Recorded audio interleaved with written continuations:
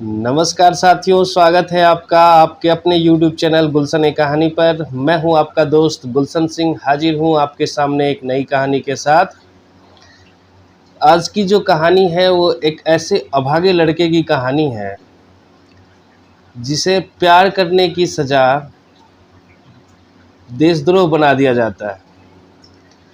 उसके ऊपर देशद्रोह का मुकदमा चलता है, कई सालों तक वो जेल में रहता है। किसी भी लड़के के ऊपर इस तरह का मुकदमा लग जाए प्यार करने के लिए, तो मुझे नहीं लगता कि उस लड़के की तो छोड़िए, उसके पूरे ख़ानदान को प्यार से नफ़रत हो जाएगी। आज की कहानी यही है। उत्तर प्रदेश के रहने वाले एक लड़के जिसका नाम जावेद है, टीवी मैकेनिक का काम करता है, उसकी शॉप पर काम करता है। जावेद के अम्मी के रिश्तेदार पाकिस्तान में रहते हैं।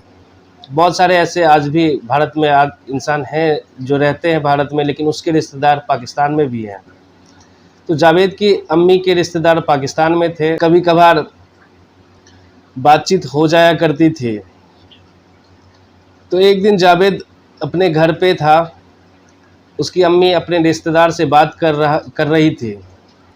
इसी दरम्यान जावेद को एक आवाज़ सुनाई देती है, बहुत ही मीठी और सुरीली आवाज़ थी। जावेद उस आवाज़ को सुन कर के दीवाना हो जाता है। उस आवाज़ से ही वो प्यार करने लगता है।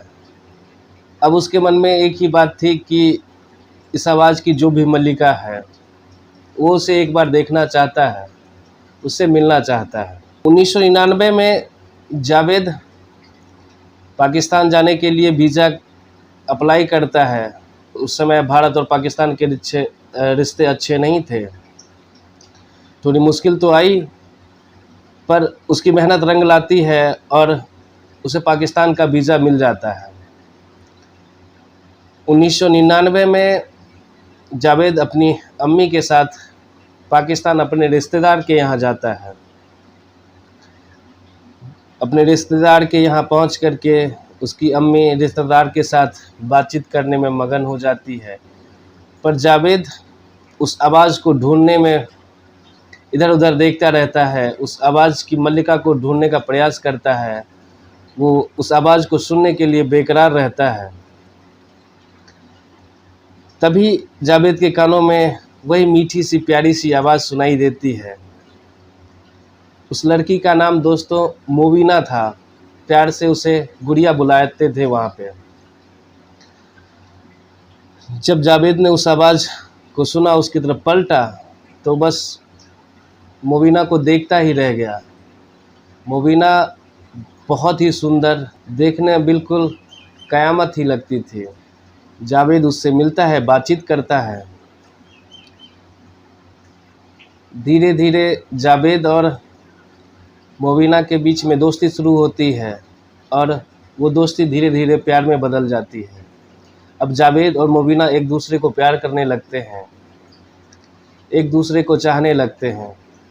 दोस्तों, इधर वीज़ा की समाप्ति की तारीख भी धीरे धीरे आती जा रही थी।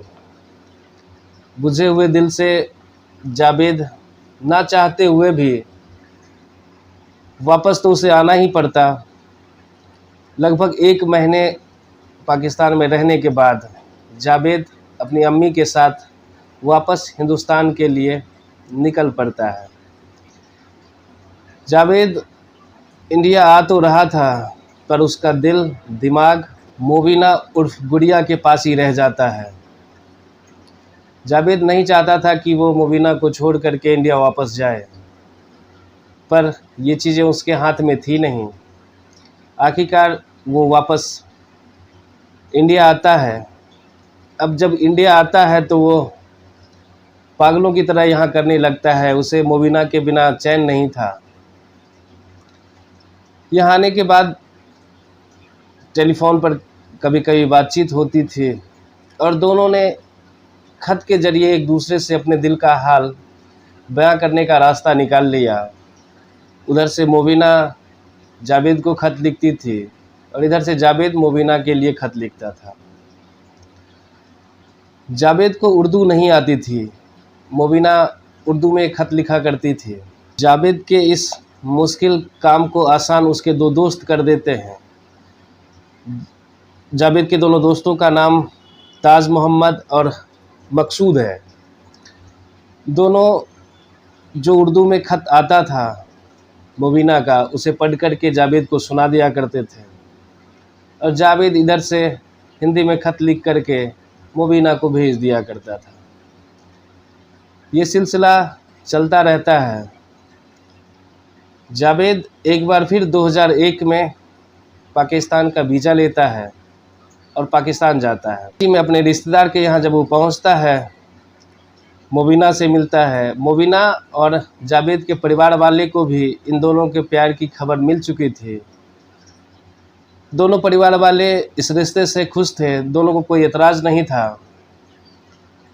तो अब जावेद और मुबीना के लिए भी राहें उतनी मुश्किल नहीं थी। दोनों को लग रहा था कि अब हम एक हो जाएंगे, अपनी हंसी खुशी ज़िंदगी एक साथ गुजारेंगे।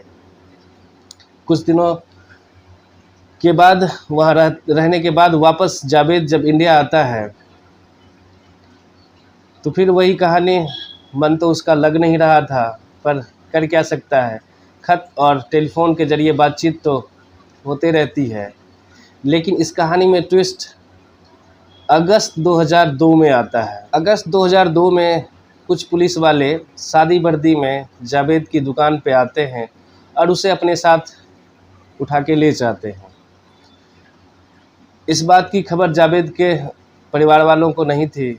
शाम को जब जावेद घर नहीं पहुंचता है तो उसके परिवार वाले उसे ढूंढने का प्रयास करते हैं, इधर उधर पता करते हैं, पर जावेद का कुछ पता नहीं चलता है। दोस्तों, उसके परिवार वाले परेशान थे कि तभी 13 अगस्त 2002 को भारत के लगभग सभी प्रमुख अखबारों में एक ही हेडलाइन थी कि आईएसआई के एजेंट जावेद को यूपीएसटीएफ ने गिरफ्तार किया। सेना के छावनी के नक्शे, कुछ अन्य फोटोग्राफ्स के साथ उसे यूपीएसटीएफ गिरफ्तार करती है, ऐसा अखबार के मुख्य पृष्ठ पर था। अब जावेद के परिवार वालों को अखबारों के जरिए जावेद के गिरफ्तार होने की खबर मिलती है, तो परिवार वाले उसको बचाने के लिए, उसे निर्दोष साबित करने के लिए अपने स्तर से प्रयास करते हैं, पर उसकी बात सुनी नहीं जाती है और यूपीएसटीएफ ने कोर्ट में जावेद को एक आईएसआई एजेंट के तौर पे और ख़ास करके बरेली छावनी के हाथ से बने नक्शे के साथ में उसे गिरफ्तार करके जो कोर्ट में पेश करती है और इसे आईएसआई का एजेंट बताती है। कोर्ट जेल भेज देती है, उसके ऊपर मुकदमा चलता है। उसके बाद अक्टूबर 2002 में पोटा कानून है वो भी लगा दिया जाता है। अब जावेद की बेल की तो गुंजाइश ही ख़त्म हो जाती है। निचली अदालत ने उसे आजीवन कारावास की सज़ा सुना दी। लगभग 11.5 साल जावेद जेल में गुजारता है। जावेद के परिवार वाले अपने स्तर पे अपने बेटे को बेगुनाह साबित करने पे तुले हुए थे। उनसे जो बन सकता था वो अपना प्रयास कर रहे थे। उधर कोर्ट में जो यूपीएसटीएफ ने अपने प्रूफ के तौर पे जो सबूत दिए थे, खत, कुछ नक्शे और जो उर्दू में कुछ लिखे हुए खत थे, उसमें खास करके एक चीज़ को अंडरलाइन किया गया था, जे और एम, जे एंड एम। अब जो प्यार करने वाले होते हैं वो अपने नाम के साथ में कुछ छेड़छाड़ कुछ करते हैं। यूपीएसटीएफ ने उस नाम को कुछ खास ही हाईलाइट किया हुआ था। वैसे वो नाम जे से जावेद और एम से मुबीना था, पर यूपीएसटीएफ इसको आईएसआई के किसी कोड से जोड़ देती है। कि ये कोई कोड हो सकता है जिसे अभी तक वो क्रैक नहीं कर पाए हैं। उसका केस ऊपरी अदालत में चल रहा होता है। लगभग 11.5 साल के बाद दूसरी अदालत एक बार फिर अपना फैसला सुनाती है और जावेद को बेगुनाह बेकसूर मानते हुए उसे आज़ाद करने का हुक्म सुनाती है। और जो यूपीएसटीएफ ने खास करके बरेली छावनी का हाथ से बना हुआ नक्शा जो दिखाया था, जब जावेद के हैंडराइटिंग से उसे मैच कराया गया तो वो भी मैच नहीं किया। और जो जे और एम थे, जिसे आईएसआई के कुछ कोड वर्ड बता रहे थे, कोर्ट ने उसे बताया कि ये जे फॉर जावेद और एम फॉर मुबीना है, ये इन दोनों के नाम हैं, ये कोई कोड वर्ड नहीं है। उसके ऊपर से सारे लगे हुए जितने भी एलिगेशन थे वो कोर्ट हटा देती है और उसे फ्री कर देती है। जब वो जेल से छूट करके घर आता है तो अपने परिवार वालों से पूछता है।